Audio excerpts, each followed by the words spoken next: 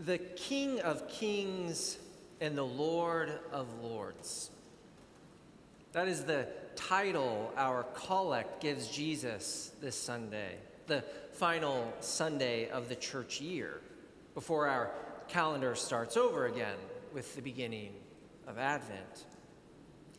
It's a title that blurs our usual modern distinctions between the private religious sphere and the public political one. A blurring that might raise some eyebrows in an age of rising Christian nationalism. But long before any sort of marriage between the church and the state, this idea of Christ as king was at the center of the very first creed of the church. Before the Nicene Creed we recite on Sundays, or its older sibling, the Apostles' Creed, before all of those debates and nuances over church doctrine and dogma, before all of that, the creed of the church was simply, Jesus is Lord. Taken right out of Paul's letters to the Romans and the Corinthians, this was the statement that summed up Christian belief. Jesus is Lord. At the time, that was a dangerous thing to say.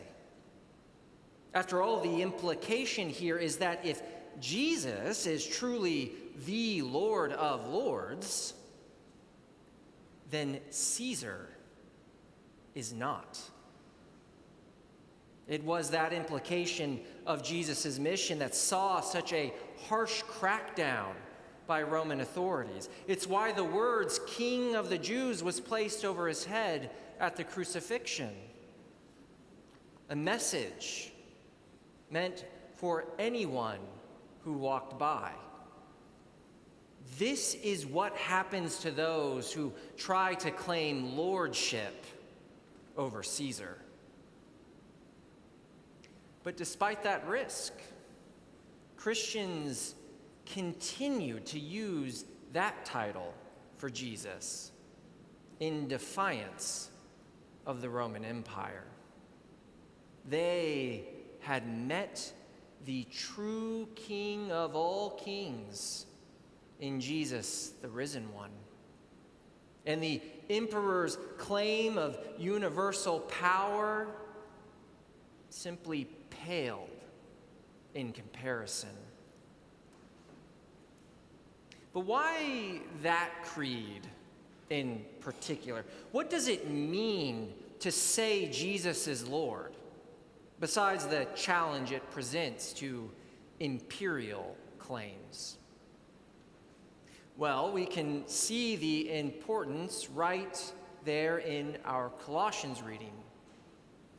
We read, "In him," Jesus, "all things in heaven and on earth were created, things visible and invisible, whether thrones or dominions or rulers or powers. All things have been created through him and for him.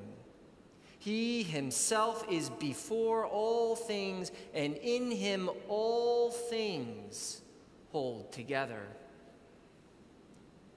There is no mistaking it. What Paul is saying here is that the entire universe was created through Jesus Christ, the Son of God.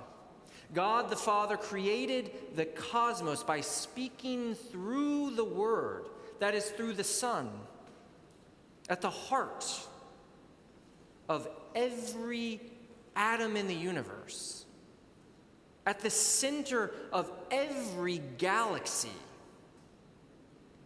is the very person of Jesus Christ. the one who was there at its creation, and the one who continues to sustain its existence even now. Jesus is Lord because every single speck of dust belongs ultimately to him. He is the rightful ruler of it all. And the reason to have this reminder today, on the last Sunday of the season after Pentecost, our last Sunday of the year, is because it serves as a reminder that our rightful King will return. That on the last day, he's coming to claim his throne and set everything right. Even for us democratically minded Americans, we can come to understand this mindset through all kinds of enduring stories. That theme is at the forefront in the third of the Lord of the Rings books, itself named The Return of the King. In it, the city of Gondor is held on in resisting overpowering evil because they anticipate the return of their rightful king. In C.S. Lewis's The Lion, the Witch, and the Wardrobe, the animals of Narnia likewise hold on to the hope of the king lion Aslan's return, even while under the witch's oppression.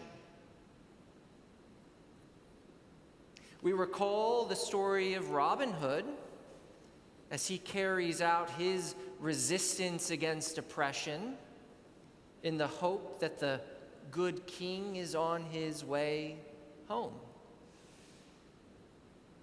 In the face of oppression, of injustice, of a nationalism that would make Christianity merely a tool of empire, in the face of overwhelming evil and death, we continue to proclaim that Jesus is Lord. As we long for true justice to be established in this world, as we grasp onto hope in the face of a suffering world,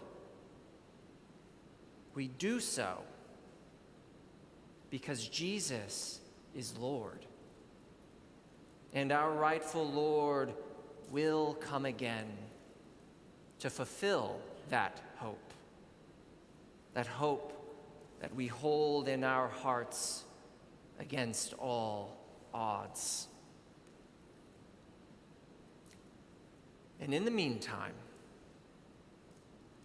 we continue to remind ourselves that it all ultimately belongs to him and not to Caesar.